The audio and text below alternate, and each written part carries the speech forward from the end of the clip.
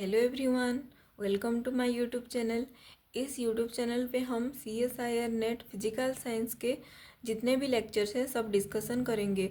अगर आपको मेरे वीडियो अच्छे लगे, आज तो पहला लेक्चर है, अगर आपको समझ में आए और इजी लगे तो आप ना अपने दोस्तों में जो जो जो कोई भी फिजिकल साइंस के एस्पिरेंट है, CSIR नेट के प्रिपरेशन कर रहे हैं, उसमें आप उनको शेयर कर सकते हैं। तो देखिए, आप लोगों को पता है टोटल 9 पेपर होते हैं हमारे फिजिक्स में। टोटल 9 के सिलेबस फिजिकल साइंस के जो CSIR नेट सिलेबस के अंदर होते हैं। तो अपकमिंग एग्ज़ाम हमारा जून 2026 में होने वाला है। तो हमें अभी से प्रिपरेशन स्टार्ट करनी होगी, क्योंकि इतना टाइम नहीं मिलता कि आप लोग प्रिपेयर करके उसका मतलब रिवाइज कर सके। तो अभी से स्टार्ट नहीं करेंगे तो आपको रिवीजन करने में टाइम भी नहीं मिलेगा। तो आप ना अभी से स्टार्ट करके रिवीजन भी कर सकते हैं। तो देखिए, mathematical physics, quantum mechanics, electrodynamics and classical mechanics, इन जो चारों पेपर हैं उसमें से ज़्यादा वेटेज वाला क्वेश्चन इन चारों पेपर में से आते हैं। और बाकी जो 5 पेपर रहते हैं उसमें से भी बहुत इजी और मॉडरेट लेवल में क्वेश्चन पूछे जाते हैं। तो आपको ना कोई भी टॉपिक छोड़ के नहीं जाना है, सब कुछ आपको प्रिपेयर कर देना चाहिए। मतलब आप अगर समझ लीजिए 9 पेपर में से 7 पेपर प्रिपेयर होके चले गए और 7 में से मतलब कुछ क्वेश्चन आपको ना समझ नहीं आया, जो भी पढ़ा हुआ है, कभी कभार ऐसा होता है कि फिज़िक्स में कुछ क्वेश्चन ना समझ में नहीं आते हैं।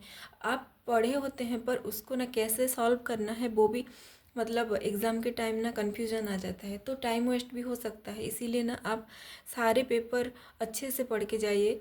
तो क्या होगा, जो जिसमें से जो पेपर में से आपको तो अब पता है कि ऑप्शन में आते हैं क्वेश्चन, तो आपको उनमें से कुछ करना है और कुछ छोड़ना भी होता है, मतलब एक्स्ट्रा क्वेश्चन हो जाते हैं। तो अगर 7 पेपर में पढ़ के जाएंगे तो 7 पेपर में से कोई भी एक डिफ़िकल्ट आ जाएगा, मतलब मॉडरेट से ज़्यादा डिफ़िकल्ट लेवल बढ़ जाएगा, तो आप ना उसमें सॉल्व नहीं कर सकते हैं। और जो छोड़ के गए हैं जो पेपर, इसमें से अगर डायरेक्टली मतलब प्रीवियस ईयर क्वेश्चन के बेस्ड पे पूछा गया, मतलब पूरा इजी क्वेश्चन इजी लेवल का आ गया, तो आपको ना पछताना पड़ता है एग्ज़ाम में। इसीलिए मैं बोल रही हूँ कि आप ना जितना भी हो सके सब प्रिपेयर करके जाइएगा।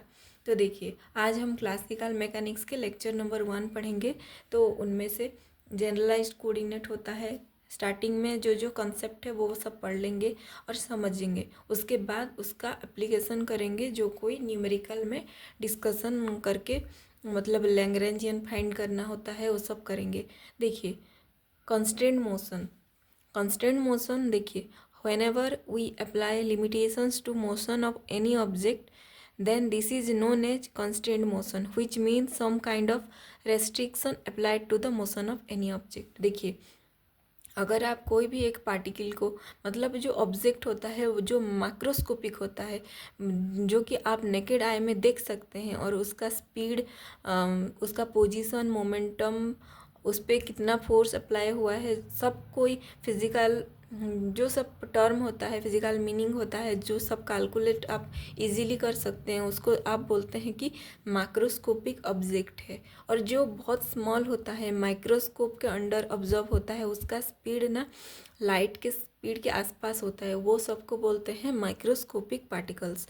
तो क्लासिकल मैकेनिक्स में जितना भी लॉज यूज होता है, जितना भी रूल अप्लाई होता है, सब माइक्रोस्कोपिक ऑब्जेक्ट के लिए ही एप्लीकेबल है। तो देखिए, यहाँ पे देखिए, कांस्टेंट मोशन, कांस्टेंट मतलब उसका मीनिंग ही होता है कि रेस्ट्रिक्शन।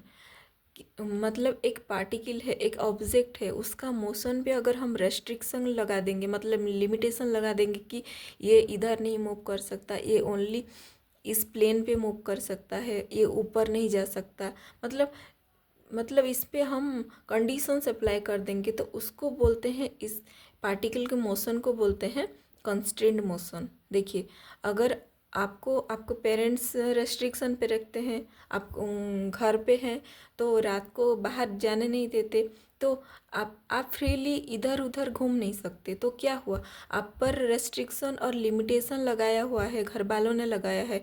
तो आप कौन से मोशन पे है, आप कांस्टेंट मोशन पे है सपोज, अगर आप एक ऑब्जेक्ट है तो आप पर जो लिमिटेशन लगाया हुआ है, लागू हुआ है, तो उसको हम बोलेंगे कंस्ट्रेंट मोशन। अगर एक पार्टिकल है, सपोज एक बर्ड है, बर्ड क्या हो रहा है, देखो जब स्काई मतलब आसमान पे बर्ड उड़ रहा है तो क्या हुआ, उसका उस पर रेस्ट्रिक्शन लगाया नहीं है, वो इधर उधर हर कोई डायरेक्शन पे मूव कर सकता है, तो वो क्या है, उसको हम बोल सकते हैं कि वो फ्री फ्री पार्टिकल है, मतलब फ्रीली मूव कर सकता है उधर उधर। तो आप कांस्टेंट मोशन को इस तरीके से समझ सकते हैं कि जिसके मोशन पे रेस्ट्रिक्शन लगाया हुआ है, उस टाइप के मोशन को बोलते हैं कांस्टेंट मोशन। देखिए example, consider a wire is attached at both ends. Whenever we place a particle on the wire, it can move only along the wire only, which means the particle is not allowed to move anywhere except along the wire only. Here motion of particle is under constant motion. देखिए इतना सब आपको समझना नहीं है, एक ही diagram पे आप समझ सकते हैं। देखिए ये एक रिजिड सपोर्ट है, इधर एक रिजिड सपोर्ट है, बोथ साइड पे दो रिजिड सपोर्ट्स है, और इस पे एक वायर लगा हुआ है, और यहाँ पे सपोज एक चींटी बैठा हुआ है। तो देखिए ये चींटी किधर जा सकता है, इधर लेफ्ट साइड जा सकता है, मूव कर सकता है, और राइट साइड, मतलब जो वायर है उसके अलोंग ही इधर उधर मूव कर सकता है। ये ना ऊपर जा सकता है, ना नीचे जा सकता है, ना इस तरफ जा सकता है, ओनली इस वायर पे ही मूव कर सकता है। तो इसके मोशन पे रेस्ट्रिक्शन क्या लगाया हुआ है कि ये ओनली इस वायर पे मूव कर सकता है। इस देखिए जहाँ पे अलाउ हुआ है उसको रेस्ट्रिक्शन नहीं बोलते हैं, जहाँ पे मूव करने के लिए बाउंड्री मतलब बाउंड कंडीशन दिया हुआ है, मतलब वो वहाँ नहीं जा सकता, मतलब उसको बोलते हैं कंस्ट्रेंट मोशन। देखिए अगर हम इसको ऐसे ड्रॉ करके बोल लेंगे कि ये एक्स एक्सिस है, और इधर हम बोलेंगे कि ये वाई एक्सिस है, और इधर ड्रॉ कर देंगे जेड एक्सिस है, तो देखिए ये एक कार्टेशियन कोऑर्डिनेट सिस्टम हो गया। तो ये पार्टिकल ओनली एक्स एक्सिस पे मूव कर सकता है। तो रेस्ट्रिक्शन कहाँ लगाया हुआ है इस पार्टिकल पे कि ये वाई की तरफ जा नहीं सकता और जेड की तरफ जा नहीं सकता, मतलब यहाँ पे क्या हो रहा है, दो रेस्ट्रिक्शन है, मतलब हम बोल सकते हैं कि दो कंस्टेंट लगाया हुआ है कि y पे मोशन जीरो है, z पे मोशन जीरो है, only motion is along x axis. तो यहाँ पे ये एक वन डायमेंशनल मोशन हो गया इस पार्टिकल के लिए। तो हम एक अनदर एग्जांपल देखते हैं। Another example of constant motion is shown in the second figure. देखिए ये एक डायग्राम है। A particle is allowed to move only on the given plane, this is also restriction in motion of the particle. देखिए यहाँ पे देखिए ये एक टेबल है, सपोज एक टेबल पे हम एक बॉल रखते हैं, सपोज एक बॉल रख दिया, तो ये बॉल किधर मूव कर सकता है, देखिए ये बॉल इस तरफ मूव कर सकता है और इस तरफ मूव कर सकता है, मतलब ये टेबल पे ही, इस टेबल के प्लेन पे ही मूव कर सकता है। मतलब हम अगर कोऑर्डिनेट सिस्टम ड्रॉ करेंगे तो ये होगा एक्स एक्सिस, ये हो जाएगा वाई एक्सिस, और इस तरफ हो जाएंगे जेड एक्सिस। तो देखिए ये पार्टिकल है, इसका मोशन कितना डायमेंशनल है, टू डायमेंशनल है, मतलब ये एक प्लेन पे जो मोशन होता है उसको हम बोलते हैं टू डायमेंशनल मोशन। तो इस जो बॉल है गिवन है वो ना एक्स तरफ जा सकता है, एक्स एक्सिस की तरफ, एंड वाई एक्सिस की तरफ, ये ना जेड एक्सिस की तरफ जा नहीं सकता, मतलब रेस्ट्रिक्शन लगाया हुआ है। तो constraint motion is along Z direction. तो जो अलाउड है उसको हम कांस्टेंट नहीं बोलेंगे, जो अलाउड नहीं है, जिस डायरेक्शन पे मोशन अलाउड नहीं है उसको बोलेंगे हम कांस्टेंट मोशन। तो ये एक टू डायमेंशनल मोशन है और ये जेड की तरफ जा नहीं सकता, मतलब ये constant motion is along Z direction. Help हुआ। देखिए यहाँ पे हम और एक एग्जांपल लेंगे जहाँ पे कोई भी रेस्ट्रिक्शन लगाया नहीं है, मतलब जो पार्टिकल हो, जो भी ऑब्जेक्ट हो, उसका मोशन फ्री है। देखिए consider a bird flying, it can move along any direction, there is no restriction applied, so this is not a constant motion. देखिए अगर एक पंछी आसमान में उड़ रहा है तो उसके लिए कोई भी रेस्ट्रिक्शन नहीं है कि वो इधर उधर किसी भी डायरेक्शन पे जा सकता है। मतलब ये एक 3 डायमेंशनल मोशन है, तो ये एक बर्ड फ्लाई कर रहा है, मतलब ये एक्स की तरफ भी जा सकता है, वाई डायरेक्शन पे भी जा सकता है, जेड डायरेक्शन पे, मतलब जिधर मन चाहे उड़ सकता है। मतलब इसकी जो मोशन है वो कंस्ट्रेंट मोशन नहीं है। There is no constraint applied और no restriction applied to the motion of bird. हो गया। देखिए, तो हम यहाँ पे बात करेंगे, there are 2 types of constant motion. जो कंस्टेंट हो मोशन है, मतलब जो रेस्ट्रिक्टेड मोशन है, जो रेस्ट्रिक्शन 2 प्रकार के होते हैं। एक होते हैं होलोनोमिक कंस्टेंट मोशन और होता है नॉन होलोनोमिक कंस्टेंट मोशन। देखिए, जो कंस्टेंट मोशन है वो भी 2 प्रकार के होते हैं, होलोनोमिक और एक हो गया कि नॉन होलोनोमिक। तो देखिए, होलोनोमिक क्या होता है? Holonomic whenever in a constant motion if we consider the limitation with proper equation is known as holonomic constraint motion। देखिए, अगर हमें किसी भी ऑब्जेक्ट के मोशन पे रेस्ट्रिक्शन लगाया हुआ है और हम वो रेस्ट्रिक्शन को एक प्रॉपर इक्वेशन पे, अगर हम प्रॉपर इक्वेशन पे हम एक्सप्रेस कर सकते हैं, तो उसको बोलते हैं हम होलोनोमिक कांस्टेंट। मतलब एक प्रॉपर इक्वेशन होता है उस कांस्टेंट के लिए, तो उसको बोलते हैं होलोनोमिक कांस्टेंट मोशन। तो हम एक एग्जांपल के माध्यम से समझेंगे इसको।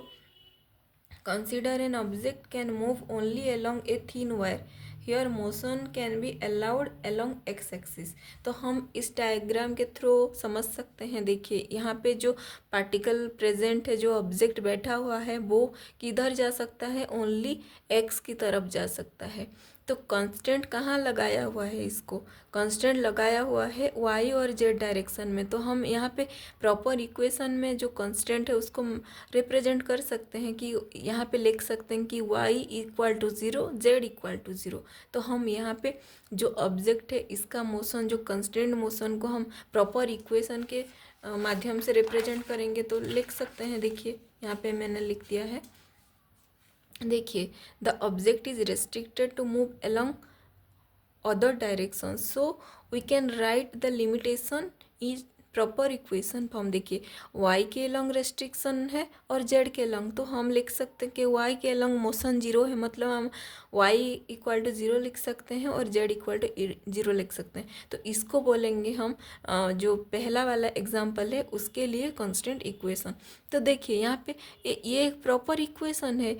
जब एक इक्वल टू सिंबल आता है तो ये क्या रिप्रेजेंट करता है? ये एक प्रॉपर इक्वेशन के बारे में बोलता है। तो देखिए, नेक्स्ट एग्जांपल देखिए।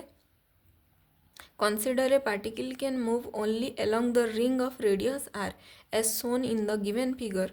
देखिए, यहाँ पे एक रिंग है, एक सर्कुलर पाथ है और यहाँ पे इस रिंग का रेडियस है कैपिटल आर।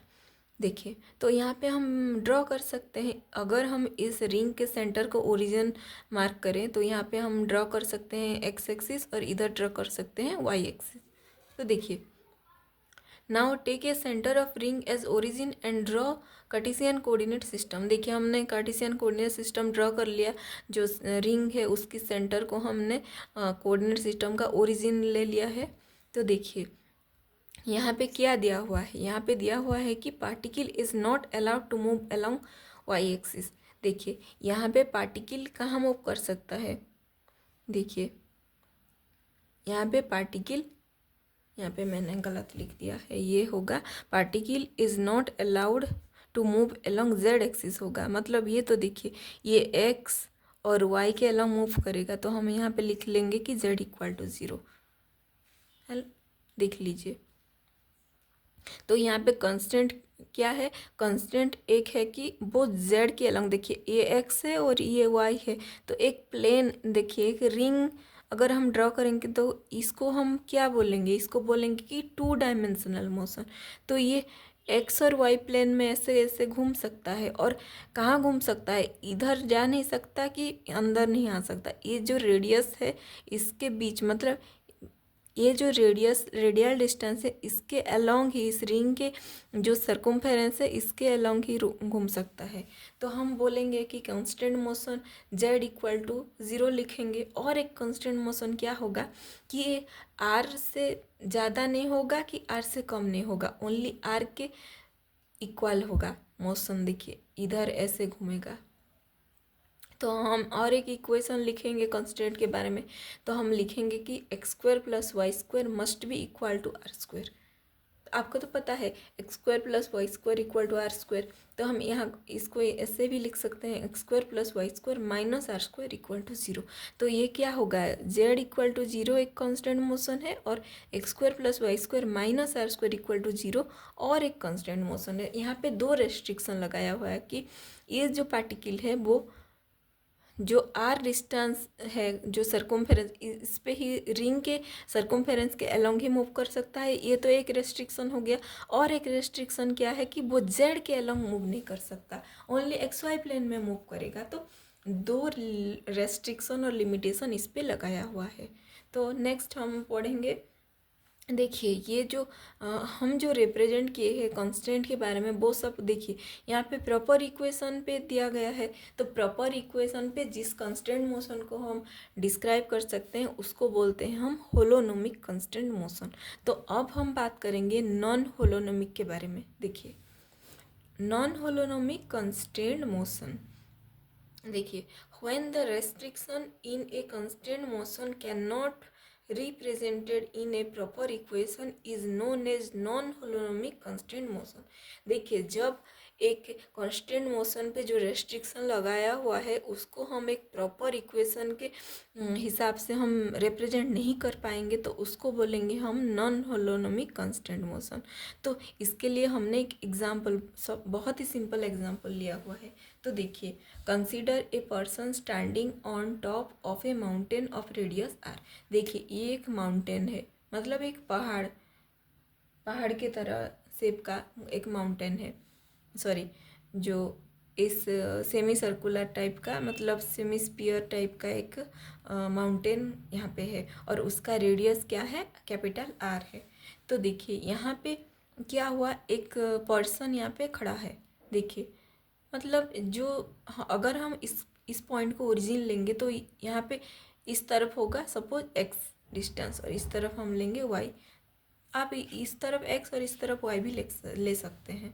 तो देखिए during motion the person slips and reached at any point greater than radius are.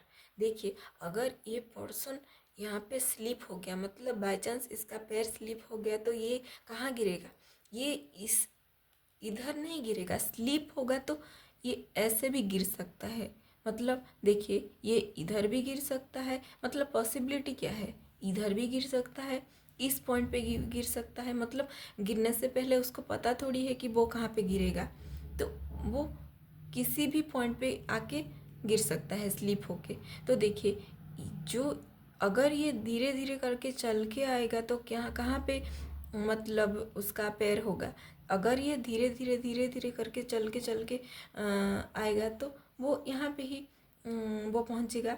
तो डिस्टेंस कितना हुआ, आर डिस्टेंस पे पहुँचेगा, जो इतना रेडियस है उतना डिस्टेंस पे पहुँचेगा। अगर ये स्लिप हो गया तो वो इधर गिर सकता है, मतलब जो डिस्टेंस होगा वो आर से बड़ा हो जाएगा, तो ग्रेटर देन आर। तो यहाँ पे दो चांसेस है, अगर आराम से उतर के आएगा तो आर रेडियस के डिस्टेंस के आसपास पहुँच जाएगा, और स्लिप हो गया तो आर से ज़्यादा मतलब बड़ा वाला डिस्टेंस पे गिर जाएगा। तो यहाँ पे हम बोल सकते हैं जो रेस्ट्रिक्शन है वो कहाँ पे अप्लाई होगा, मतलब यहाँ पे जो रेस्ट्रिक्शन है हम लिख सकते हैं X square plus Y square equal to R हो सकता है आर स्क्वायर, और ग्रेटर देन आर स्क्वायर हो सकता है।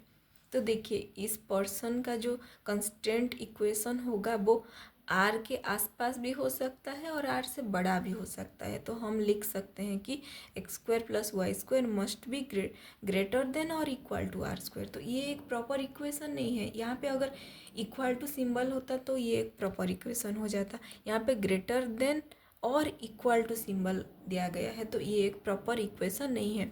तो जो कांस्टेंट इक्वेशन है वो एक प्रॉपर इक्वेशन के फॉर्म पे नहीं है, मतलब हम बोल सकते हैं कि ये एक नॉन होलोनोमिक कांस्टेंट मोशन है। तो देखिए यहाँ पे जो X square plus Y square है वो इस पर्सन का कोऑर्डिनेट होगा। अगर ये पर्सन इधर पे है तो उसका coordinate X square plus Y square greater than R square हो जाएगा। अगर ये यहाँ पे मतलब आराम से उतर के इस पॉइंट पे पहुँच गया है तो उसका X square plus Y square equal to R square हो जाएगा। तो पॉसिबिलिटी दो है, तो हम इसको इस फॉर्म में रिप्रेजेंट करेंगे। तो इसको बोलते हैं हम नॉन होलोनोमिक कांस्टेंट मोशन।